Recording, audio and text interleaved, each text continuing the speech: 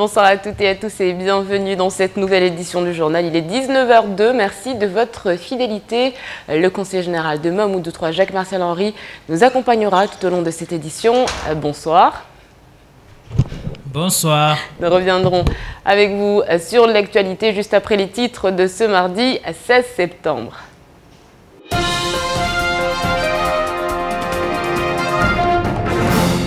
Il y a l'une de l'actualité, cet adolescent poignardé au collège de Dembéni. La localité est en proie depuis des mois à des bagarres entre bandes rivales interquartiers. C'est au début d'après-midi que 2 collégiens en sont venus aux mains au sein de l'établissement. L'un d'entre eux a donc saisi une paire de ciseaux et l'a planté dans le cou de son opposant. L'enfant a rapidement été conduit à l'hôpital. Impulser et favoriser des activités longtemps sinistrées, voilà la nouvelle volonté du conseiller général qui a donc décidé d'octroyer plus de 1 800 000 € aux entreprises du secteur touristique et dans le domaine des transports. 33 entreprises sont concernées. La signature de la convention a eu lieu aujourd'hui. Et puis l'ombre de la vie chère plane à nouveau sur l'île. L'INSEE vient de publier l'indice des prix et la consommation pour le mois d'août et les résultats sont mauvais. Les produits alimentaires de base et les services sont les premiers concernés par cette inflation. On fait le point sur les chiffres.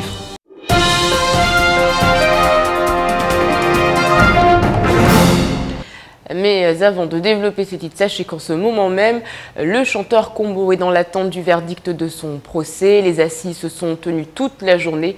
Un verdict que nous vous dévoilerons s'il tombe en cours de journal. On rappelle que le chanteur mahorais avait asséné plusieurs coups de couteau à sa compagne. Il est accusé de tentative d'homicide volontaire. Les faits se sont déroulés il y a plus d'1 an, en mars 2013. Les mamans sont excédées, un enfant à l'hôpital suite à la bagarre qui tourne mal du côté du collège de Dembéni. Les faits se sont déroulés ce matin. Un collégien assène un coup de ciseau à son camarade, une histoire de village qui s'est donc réglée dans l'enceinte de l'établissement. Shakila Issouf et Abbas Salidi.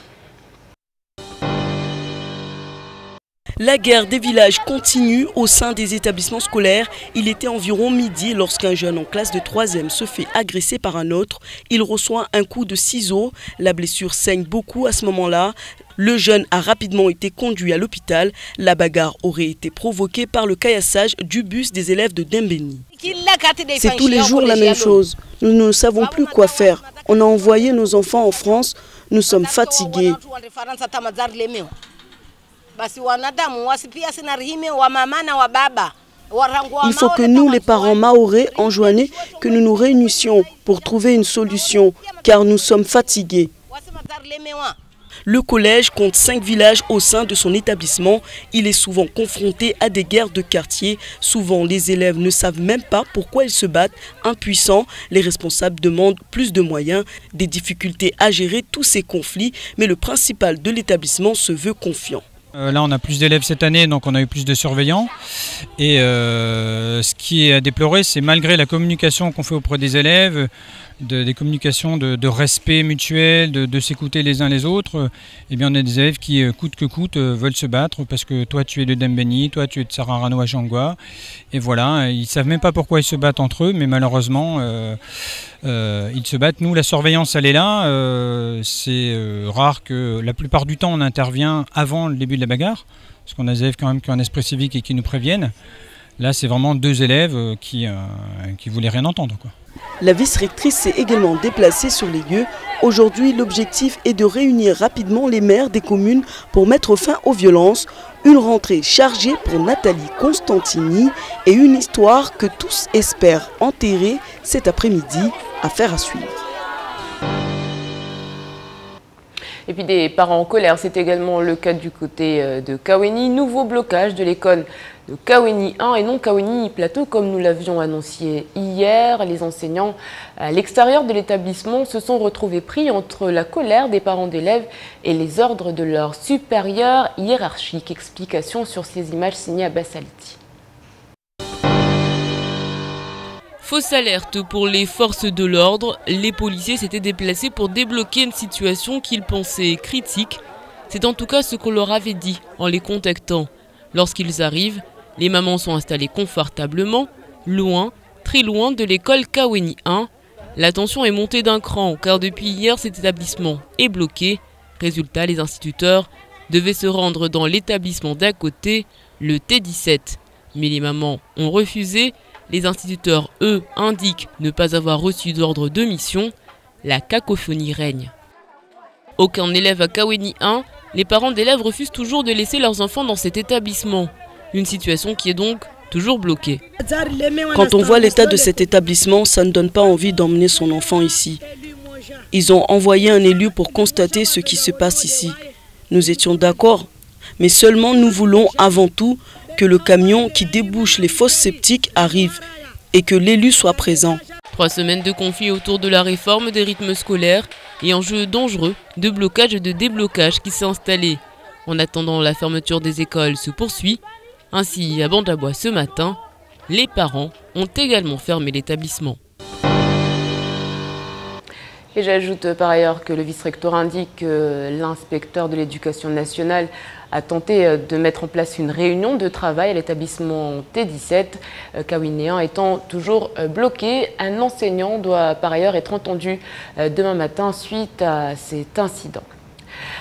Bonne nouvelle, le Conseil général vient en aide à l'économie locale. Chadouli Transport, MTS, le Café Room ou encore Élégance Mahorez. Voilà quelques entreprises qui recevront cette année un soutien de poids. La maison décentralisée est fière de son retour à l'équilibre et veut désormais redevenir la locomotive du développement de l'économie locale. Les images sont signées à Bassaliti.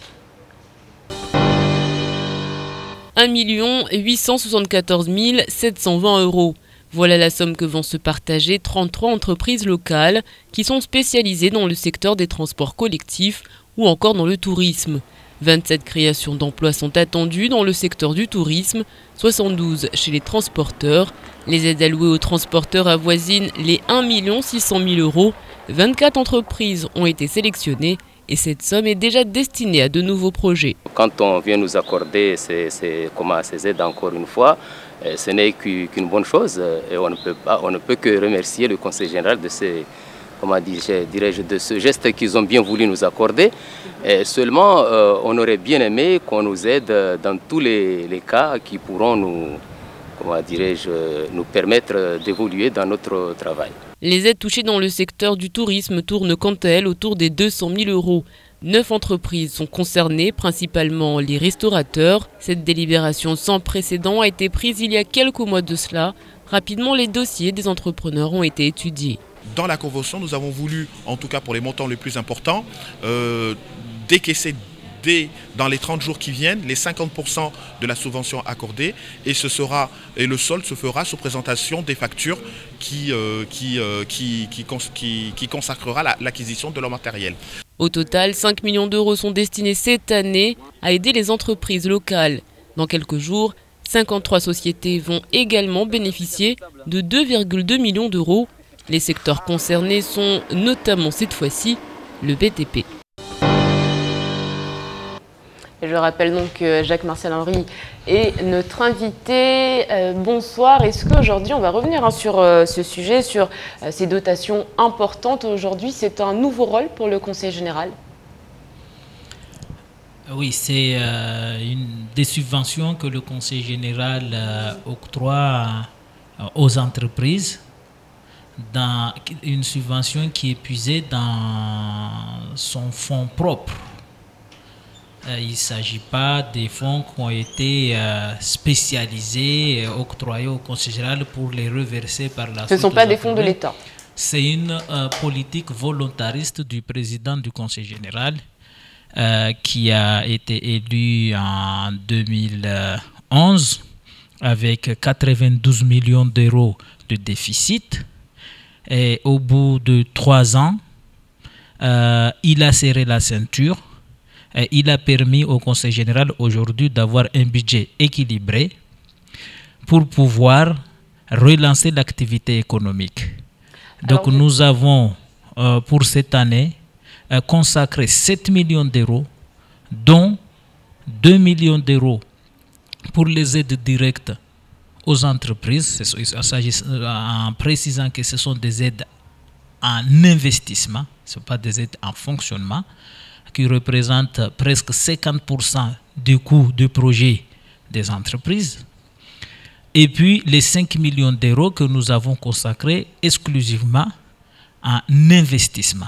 Alors, on connaît le Conseil général, c'est vrai, plus dans une action sociale. Aujourd'hui, on a l'impression vraiment que le Conseil général réinvestit l'économie locale. Il faut savoir que le Conseil général de Mayotte a la particularité d'avoir la compétence du Conseil général exclusivement orientée vers le social et la compétence du Conseil régional exclusivement orienté vers le développement économique. Nous cumulons ces deux compétences, ce qui est pour nous un élément très essentiel parce qu'on ne peut pas faire du social sans relancer l'activité économique.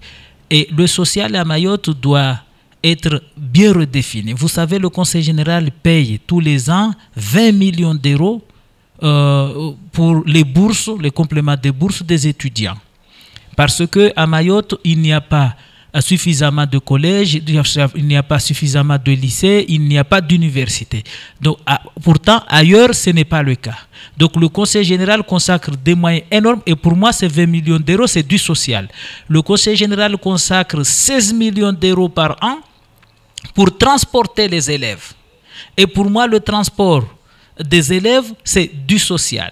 Donc le social à Mayotte ne doit pas être redéfini comme le social ailleurs. Nous avons des charges plus importantes. Certainement, si on n'était pas confronté à ces difficultés de transport et puis à ces difficultés de manque de lycées et d'universités à Mayotte, on aurait pu avoir 30 millions d'euros de plus pour l'injecter dans l'action sociale proprement dite. Alors on va revenir, hein, on va essayer de se concentrer donc sur cette question, à savoir le tourisme et le secteur du transport qui aujourd'hui donc ont été privilégiés avec environ 1 800 000 euros.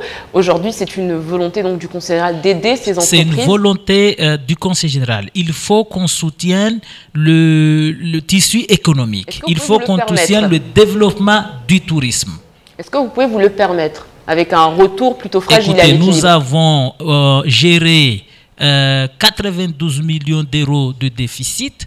Aujourd'hui, le Conseil général n'est plus en déficit, donc nous nous inscrivons dans une politique volontariste, dans une politique qui tend à redynamiser l'économie. Parce que ce n'est pas l'administration qui emploie, c'est le secteur privé qui emploie. Donc avec ce système, nous espérons créer beaucoup de richesses, nous espérons créer beaucoup d'emplois au bénéfice de la population de Mayotte que nous représentons. Alors c'est vrai que quand on voit toutes ces subventions qui sont donc données à ces entreprises, peut-être un entrepreneur a envie de se dire pourquoi pas moi? Qui peut prétendre à ces subventions? Il faut savoir une chose, que ce sont des aides en investissement.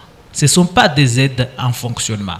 Donc il n'y a que les entreprises dynamiques, des entreprises qui sont capables d'innover, qui peuvent prétendre à ces aides. Parce que si c'était des aides en fonctionnement, n'importe qui pourrait les demander. Quels sont les critères? On va être plus précis. Pour être plus précis, déjà, il faut être une entreprise qui déclare bien ses impôts, une entreprise qui déclare bien ses cotisations sociales, une entreprise qui... Donc cette année, nous avons beaucoup plus privilégié le secteur touristique. Parce que, vous savez, Mayotte est une île qui doit... avoir une vocation touristique. C'est d'ailleurs en ce sens que le Conseil général aussi va aider.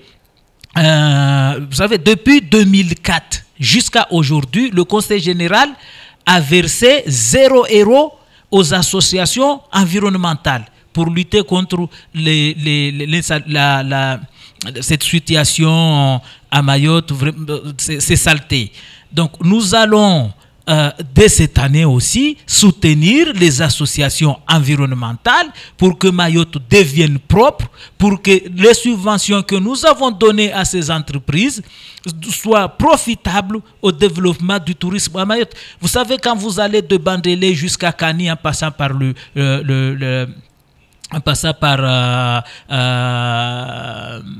Ntsamoudou, il n'y a pas de petits restaurants. Quand vous allez au nord, il n'y en a pas. Donc c'est ça, la politique que nous souhaitons mettre en place.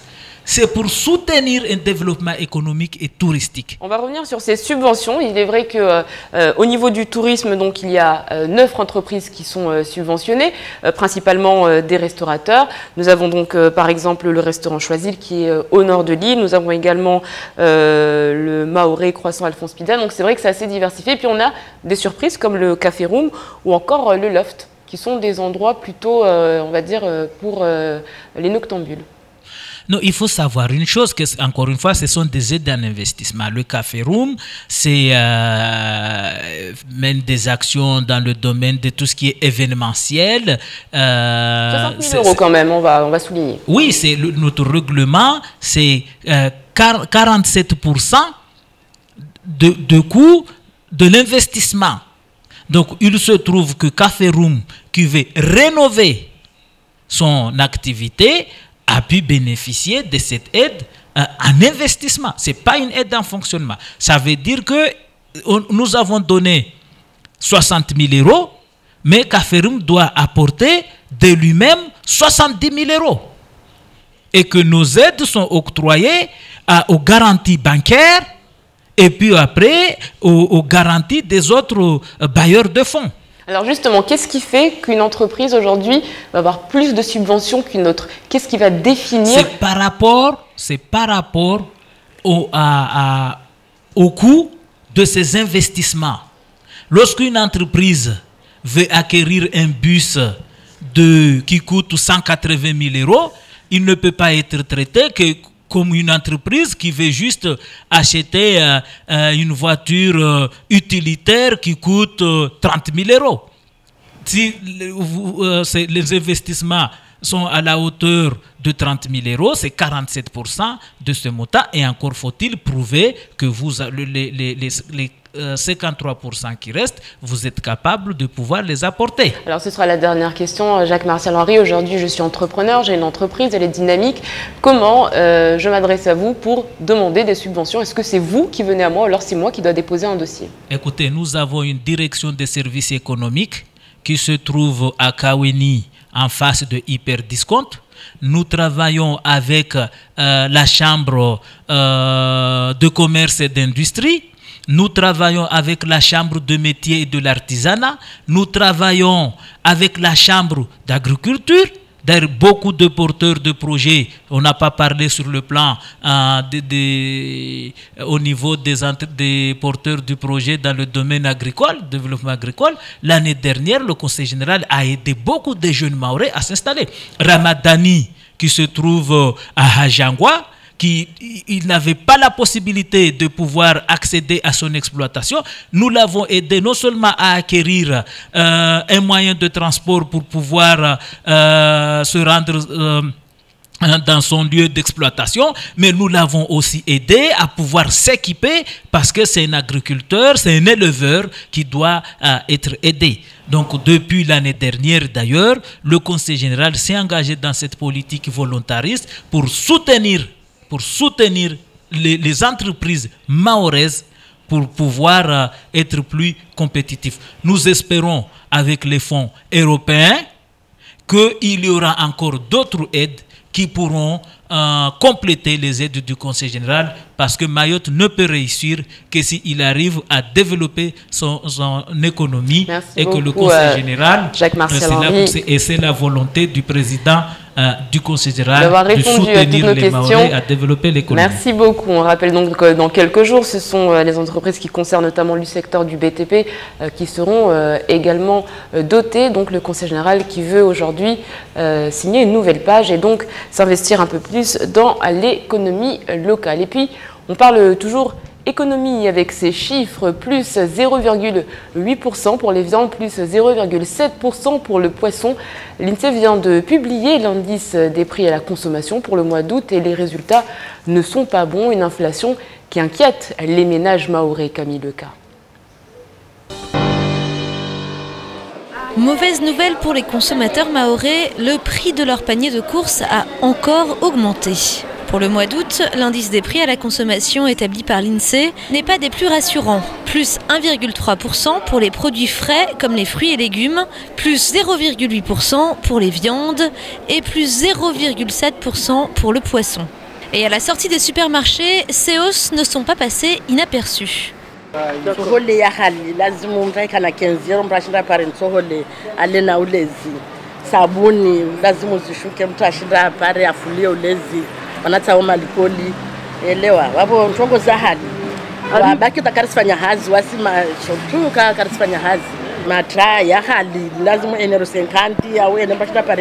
Pour surtout nous les restaurants, les petits restaurants, on a envie vraiment de donner, d'offrir des produits qui viennent de la mer, hein, mais c'est très cher.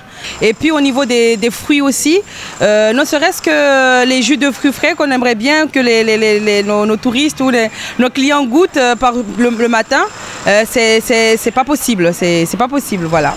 Seuls les prix des boissons non alcoolisées, des œufs et des produits laitiers sont en baisse. Mais si l'on regarde sur un an, entre août 2013 et août 2014, les prix des produits alimentaires enregistrent une hausse de 4%, alors qu'en métropole, ils baissent de 1,5%. Difficile à croire, car la loi Lurel sur la vie chère, votée en 2012, devrait aujourd'hui encadrer les prix dans les régions d'outre-mer. Mais rien n'y fait, l'écart se creuse entre notre département et la métropole.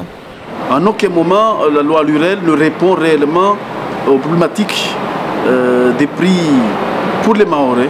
Donc, du coup, bon, c'est une loi. Hein. Maintenant, ça fait toujours au moins, ça a eu l'avantage de faire comprendre qu'on peut modifier la loi. Parce qu'avant, les prix étaient fixés librement. Donc, ça veut dire qu'on peut toujours faire quelque chose. Mais en réalité, la loi Lurel n'a pas beaucoup apporté. Il n'apporte pas beaucoup de signification pour les consommateurs. Et ce n'est pas tout, d'autres augmentations de prix sont à noter sur les 12 derniers mois. Les prix des services bondissent de 4,8%. Encore pire, les prix des transports et des télécommunications avec plus 9,8% et les tarifs des banques avec plus 16%. La vie chère est donc loin d'être juste un mauvais souvenir pour l'île de Mayotte. Et puis les temps sont durs également pour James Eteve. Cet homme de 61 ans est aujourd'hui expulsé de force des locaux de son entreprise depuis maintenant 6 mois. Aujourd'hui, il se retrouve à devoir dormir dans un conteneur pendant que tout son matériel est encore stocké dans son ancienne boutique. Une situation compliquée que tentent de nous expliquer Shakila Issouf et Leslie Vimenet. J'ai pas les larmes aux yeux, mais là-dedans, ça bat un peu plus fort que tous les autres moments, parce que c'est ma vie que je laisse là. C'est un homme fatigué et brisé que nous retrouvons ce matin. James était responsable d'un petit commerce, SARL Toc de café depuis 9 ans à Kawini. Il y a quelques mois, il doit quitter son commerce alors que son bail commercial était toujours en cours. Aujourd'hui, une procédure judiciaire est lancée. James est soutenu dans sa démarche par Saïd Bouda, le représentant des syndicats des petits et moyens commerces. Nous comptons voir les tribunaux et voir aussi les avocats pour bien gérer les choses, pour que ça aille dans de bonnes conditions. Mais vous comprenez la décision du juge? Il faut voir le tribunal administratif, le tribunal du commerce. On verra tous les éléments nécessaires. Voilà. En 2005, Eteve ouvre son commerce, Toc de café, situé sur la rue de la Grande Traversée de Kawini. Les affaires marchent bien, mais 4 ans après, la fille du propriétaire de son local rentre à Mayotte et demande la restitution des locaux. 5 ans et demi plus tard, il est expulsé. Depuis plus de 6 mois, il dort dans un conteneur. L'homme originaire de La Réunion ne comprend toujours pas ce qui lui arrive. Il y a des règles des deux côtés, c'est-à-dire il y a des devoirs de l'un et il y a aussi les devoirs de l'autre. Il y a des obligations. On ne peut pas du jour au lendemain de dire on récupère sa maison, on récupère son endroit parce que il y a une convoitise, je pense, des voisins et qui veulent que comme ça marche, ils veulent récupérer. Il y a peut-être quelqu'un qui a peut-être proposé aussi un peu plus au niveau du loyer pour dire que ça m'intéresse. Donc je pense que c'est ça qui a fait que je suis aujourd'hui à la rue. Parce qu'ils n'ont même pas attendu la décision du tribunal, parce qu'il faut une décision du tribunal pour faire une expulsion. La machine judiciaire est lancée en 2005, mais rien ne semble avoir changé depuis. Ici, dans ce nouveau habitat de fortune, pas d'eau ni d'électricité. Mais James Eteve poursuit son combat pour, dit-il, retrouver sa dignité. La grève chez Sodifram reprend à nouveau. IFO Mayotte avait fait appel sur place à IFO National. Le syndicat est désormais présent sur le territoire en la personne de Carole Desiano, arrivée dimanche. Le mouvement qui s'enlise. Carole Desiano nous a d'ailleurs livré ses premières impressions après quelques jours sur le territoire. Elle était l'invitée de la matinale. Je vous propose de l'écouter. C'est aussi une manière pour nous de montrer quand même qu'on est proche des syndicats, parce que bon, on a beau être à Paris, on a beau être dans un système fédéral, il y a une vraie volonté, du moins dans mon secteur et dans mon syndicat, la FGT-AFO, de quand même rester très proche des syndicats et des syndiqués. Donc c'était l'occasion quand même de l'appliquer sur le terrain. Et c'est vrai que Sodifram, on connaissait un petit peu la FGT-AFO parce qu'on a déjà eu un contact. Je veux dire, c'est pas une société qui m'est inconnue. Ces gens-là n'ont rien contre la Sodifram, n'ont rien contre leur travail.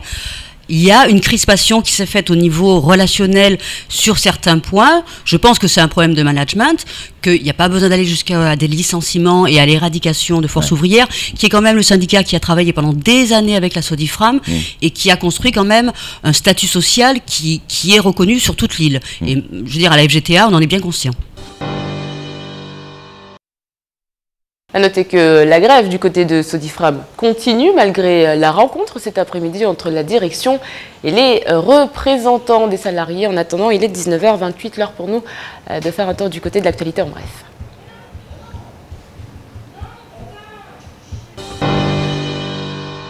« 7 milliards d'euros, voilà la belle somme que le gouvernement veut investir pour la démocratisation du haut débit sur l'ensemble du territoire national.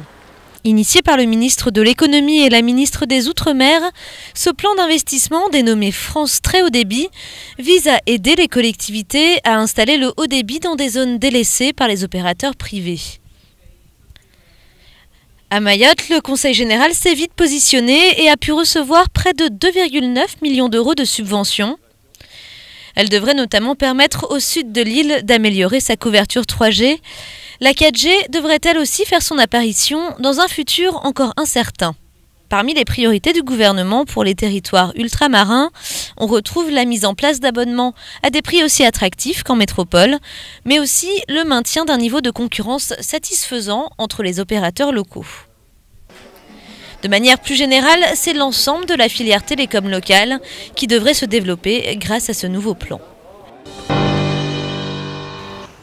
Puis vous l'aurez donc compris, on vient de voir le sujet de Camille Leca qui parle donc des ambitions du gouvernement concernant le très haut débit à Mayotte. Mayotte qui ne sera pas oublié dans ce grand projet qui englobera donc tous les départements d'outre-mer. Jacques-Marcel Henry, merci de nous avoir accompagnés tout au long de cette édition. Merci beaucoup. Et je signale que Kwezi TV a aussi été subventionné par le Conseil général. On en parlera avec Patrick Millan, je pense, dès demain. En attendant, on souhaitera une bonne fête à Renault. Et puis le dicton du jour, le 17 septembre pluvieux, 9 jours dangereux. Et bien justement, on part dans quelques instants du côté de la météo avec Ornella Perrine, suivi du journal en Morée. Et puis on parlera de la police dans le temps de parole. Excellente soirée à toutes et à tous. Et on se retrouve demain pour un nouveau journal Kwahiri.